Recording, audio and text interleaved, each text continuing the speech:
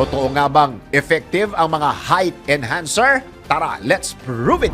Karamihan pa rin sa atin ang umaasa na tatangkad sila kaya kumakapit sila sa mga height enhancer na napapanood nila sa mga advertisements. Pero totoo nga bang effective ito? Tara, let's prove it!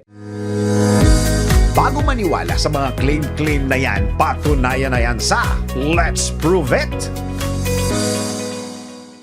Ayon sa Medical News Today na hindi na effective ang height enhancer dahil nagsara na ang growth plates mo pagkatapos ng puberty. Kumbaga, hindi na siya mabubuksan kahit ano pa man ang gawin mo. Dagdag pa sa healthline.com na ang iyong height ay nakadepende sa iyong genes. In short, kung maliit ka talaga at walang epekto sa katawan ng height enhancer lalo na kapag na-reach mo na ang puberty stage mo. Kaya naman pa ng mga eksperto na tigilan na ang pag-uubos ng pera sa mga height enhancer bagkus maging proud ka sa iyong height.